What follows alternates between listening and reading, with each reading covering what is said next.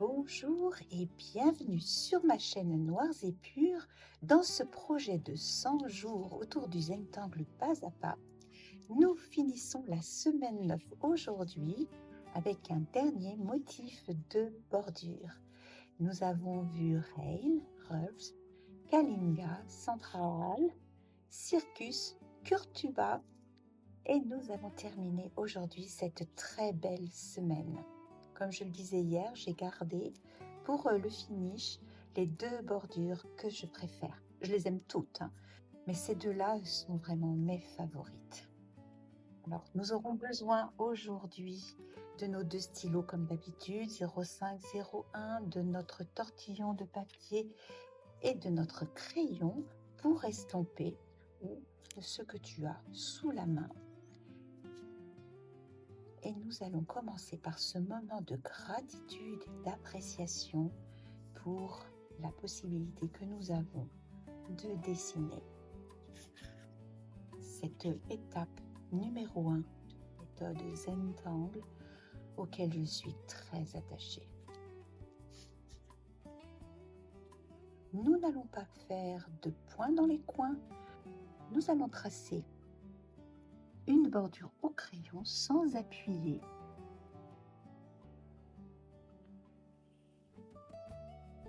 Et nous faisons une autre ligne parallèle, tu vois, un petit peu plus large que la largeur du crayon. Et dans cet espace, toujours au crayon, nous allons faire un zigzag.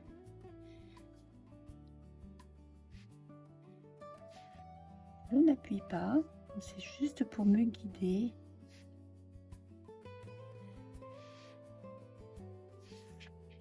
Et c'est là-dedans que nous allons travailler maintenant. Et nous allons travailler avec le stylo 01. À la base de ce triangle-là, par exemple, au milieu, nous allons faire comme un V, comme ceci. On le prolongera si besoin. Et ici, nous allons faire le pistil de la fleur. À partir de ce pistil-là, du coin, de l'intersection entre ce petit trait-là et le coin, nous allons partir pour former une feuille, une courbe qui vient mourir doucement là, et nous allons revenir vers le centre en faisant un léger bombé, ce qui nous fait dépasser de notre ligne de départ. Mais c'est intentionnel. Je vais prendre un brouillon pour te montrer. Donc on fait notre petit oiseau comme ça là.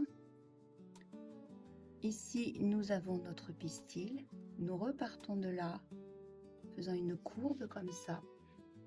Et nous revenons vers le centre en faisant une légère courbe aussi. Donc c'est une courbe comme ça et c'est une courbe comme ça. Cette courbe-là, je vais la rallonger un petit peu parce que tu vois que c'est la nervure de la feuille, du pétale. Et maintenant, je vais partir d'elle, ici. Je vais monter en faisant une courbe et je redescends en faisant une courbe. Et là, je viens toucher le pétale. Je ne retourne pas à ce point-là. Je viens toucher le pétale là. Et ensuite, je fais mon troisième pétale comme j'ai fait le premier. Je repars d'ici. Je vais à ce point et je retourne comme ceci. Est-ce que ça va pour toi? Cette bordure est un peu plus élaborée que les précédentes. Mais tu vas voir, le résultat final en vaut la peine. On reprend le centre. Je fais mon petit V. Je mets mon pistil.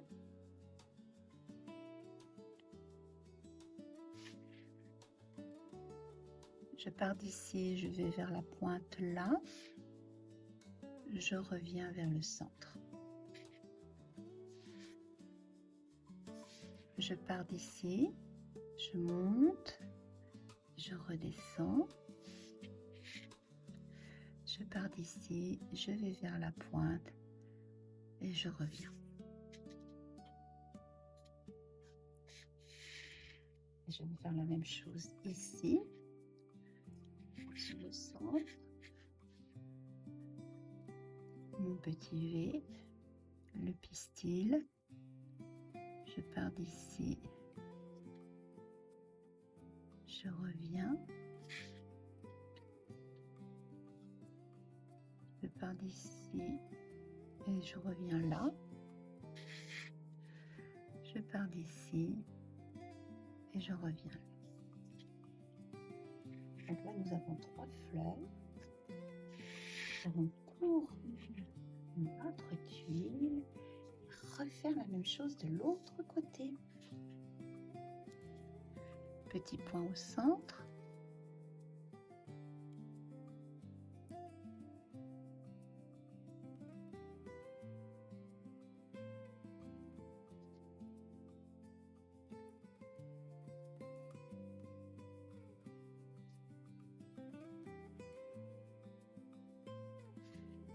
Et là, ça ne se touche pas, c'est très bien. Hein, on va le colorier tout à l'heure en noir.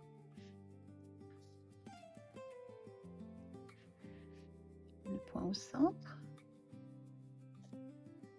Mon pistil. Premier pétale.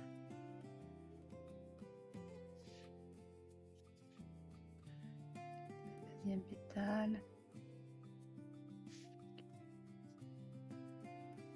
Et le troisième, comme ceci.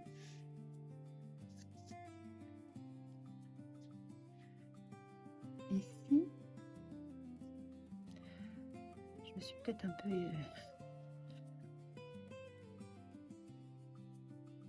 je m'en servir pour faire comme si c'était la feuille. Donc on va dire qu'elle va par là, toc, elle revient là.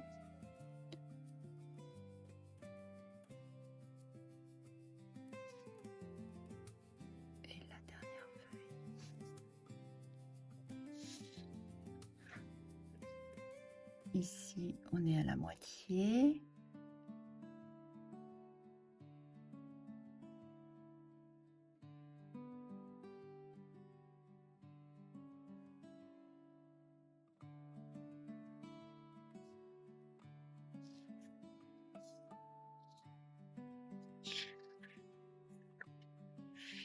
Voilà pour cette ribambelle de fleurs. Nous allons maintenant prendre notre stylo 05 et nous allons remplir les interstices de noir, ce qui va redéfinir parfaitement les pétales de la fleur.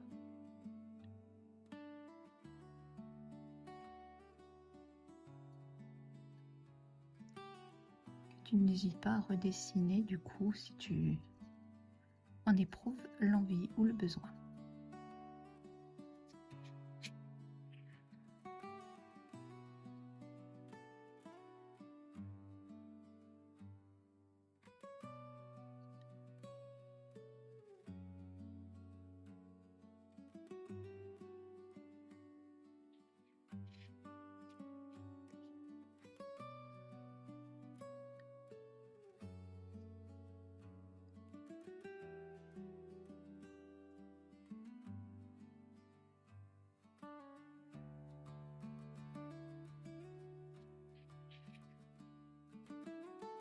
Dans les interstices, au lieu de colorier en noir, on peut aussi remplir de petites perles si on le désire. Ça peut être un peu plus confus comme dessin. Comme moi j'aime beaucoup ce qui est tranché, je préfère opter pour le stylo noir entre deux.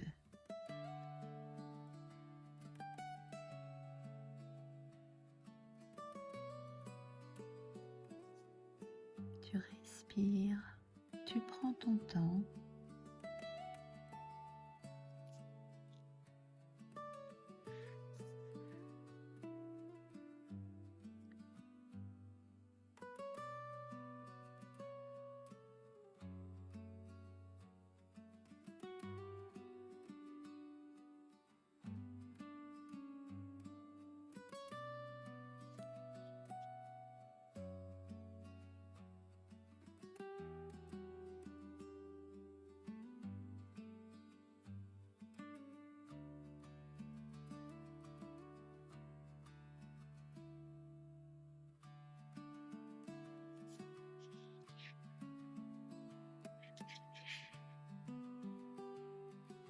Je suppose qu'il y aurait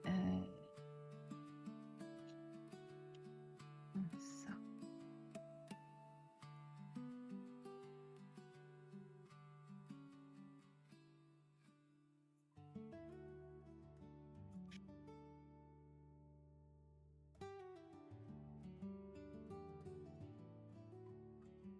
Et maintenant, nous allons dessiner une aura autour de cette bordure en suivant le côté sinueux des pétales.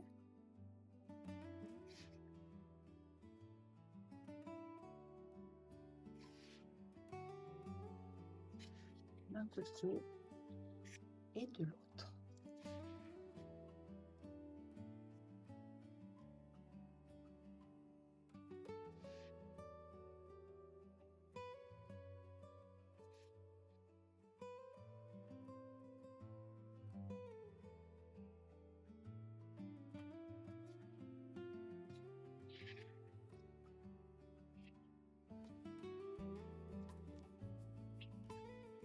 Voilà pour la partie au stylo.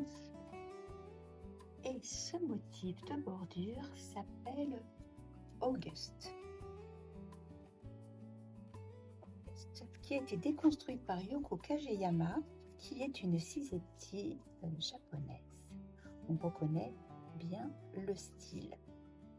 Tu te rendras compte que quand j'ai tourné cette vidéo, j'avais oublié l'étape ici de la signature, que j'ai bien sûr rajouté au montage. Et c'est en faisant cette vidéo que je me suis rendu compte que j'avais oublié de signer. Je sens que je commence à fatiguer un peu, je crois.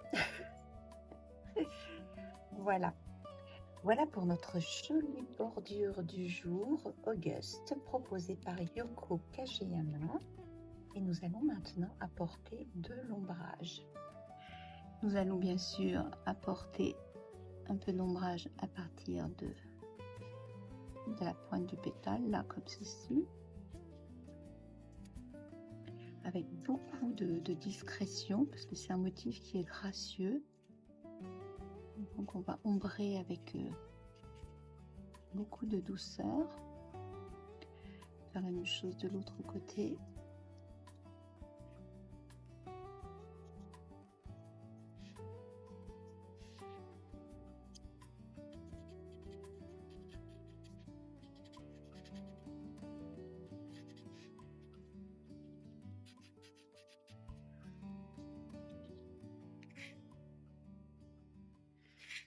Et faire d'ombre aussi dans cette partie-là et à la pointe pour apporter un côté bombé.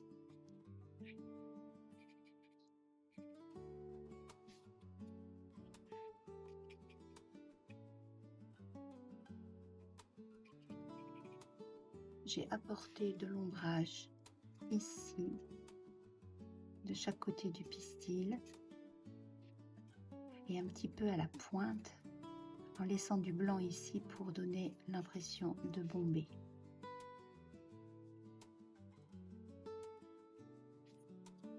Et je refais la même chose sur ce bord-là, un petit peu ici.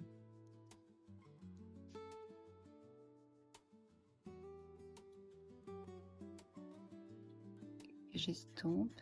Je me sers aussi des lignes de construction qu'on avait posées là tout à l'heure. Ça fait un petit apport de graphite. De l'autre côté, pareil.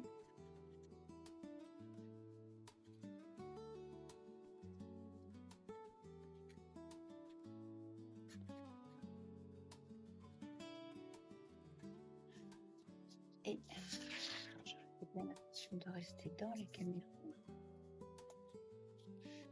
On repart ici avec un peu de graphite et un petit peu à la pointe.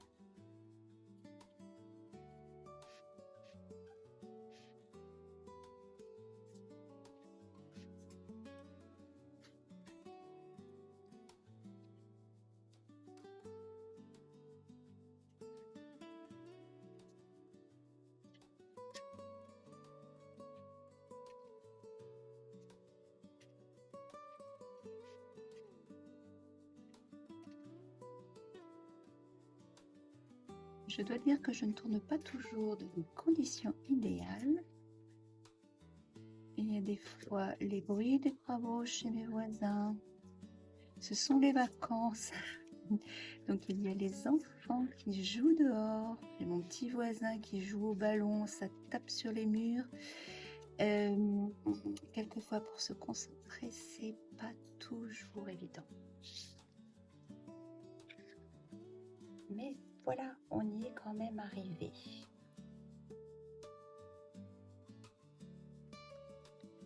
Voilà pour notre motif du jour, Auguste. Je vais maintenant ombrer ici.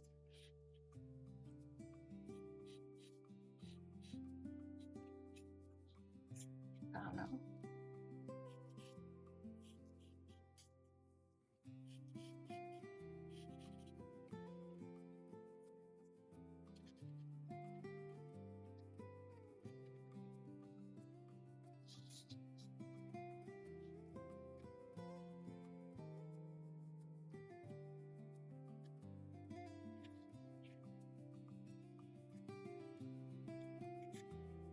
Une vraie petite dentelle, cette bordure.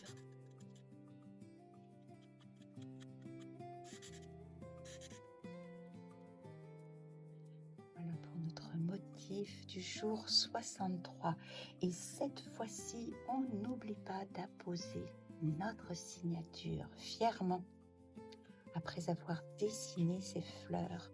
Ce que l'on peut faire aussi, c'est reprendre notre stylo 01 et dans le pistil faire des petits points. Comme souvent ces fleurs ont ou des petites rayures ou toute petite décoration que tu veux.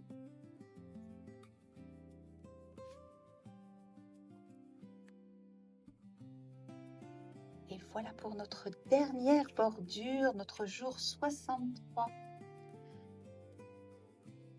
Nous approchons de la fin de notre deuxième tiers de ce challenge. Et nous passons maintenant cet autre moment d'appréciation pour le dessin que nous avons posé aujourd'hui. Est-ce que j'ai eu des difficultés à dessiner mes fleurs avec les courbes délicates de chacun des pétales?